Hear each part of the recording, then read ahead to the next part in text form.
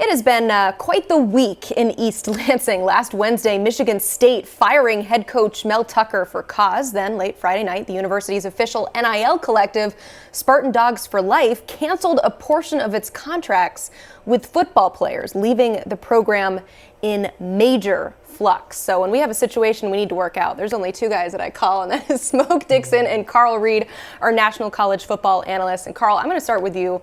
With so much uncertainty right now, Michigan State, I mean, we've seen a few decommitments. We've seen just some different situations with current commits visiting elsewhere. We talk about it a lot on this show.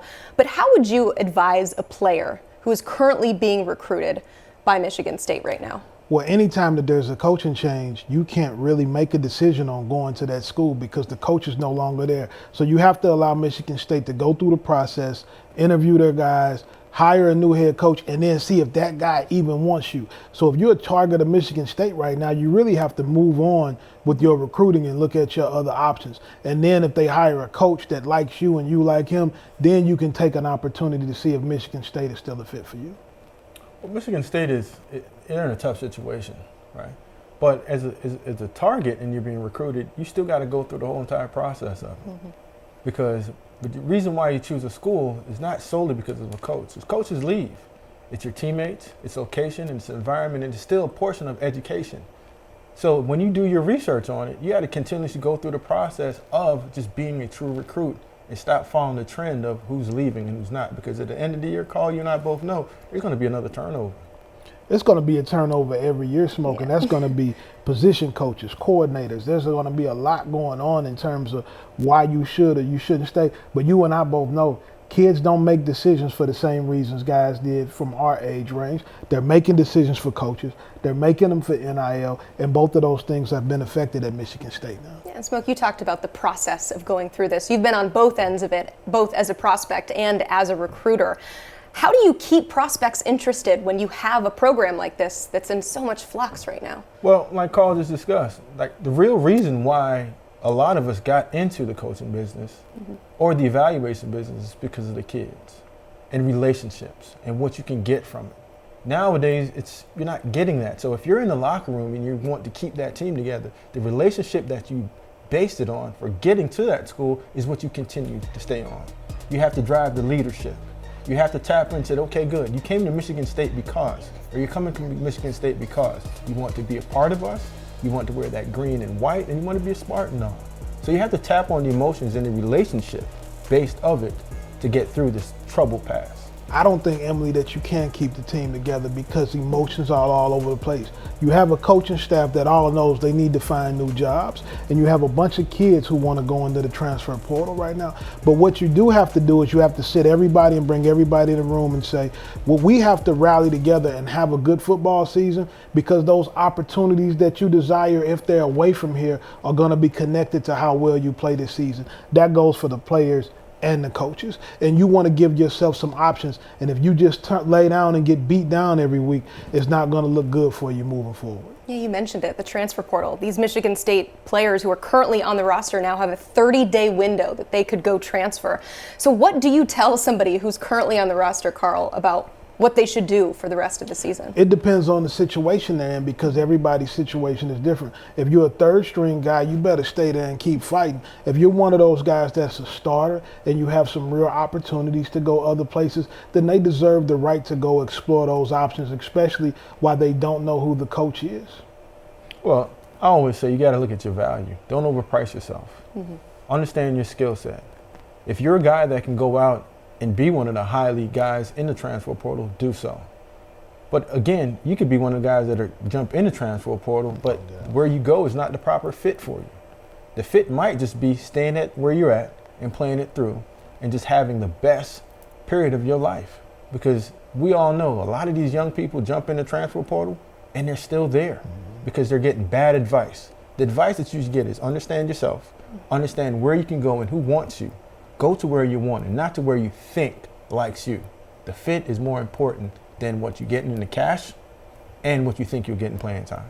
Yeah, we talk a lot about the transfer portal in the off season. We are in the middle of the season. Smoke, imagining this as a former player, how difficult would it be to transfer from a program that maybe you've been with for multiple years, leave during the season, and go play for a different program? Well, it's tough because, I mean, we're not talking about adults. You know, in the NFL and the professional leagues, you can get traded at some point, but we're still talking about teenagers and young people that we're treating like they're professionals. They're still collegiate athletes. There's a portion of this that I always look at and say, at the end of the day, you're there for your education. It's only 1% that truly makes it to the professional ranks. So instead of the adults that's forcing these kids or trying to give these kids information on leaving school, maybe pour a little bit more and say, hey, listen, stick around, get your degree. And if you are going to be an NFL player, scouts are going to find you wherever you're, Division 1, 2, 3, 4, 5, or even independent league. We find you. So just stick it out and just play through it. I think the problem with that thought process that most kids don't believe that one of the biggest things that we have to do, guys, is that we have to let kids know from the very beginning what their value is. Mm-hmm. And so there's only a handful of guys who could jump in the portal and go wherever they want. Most guys, like Smoke said, are going to get stuck. Most guys are not going to end up playing at the same level. If you leave in the Big Ten, they're going to drop to a lower conference, maybe even a lower division.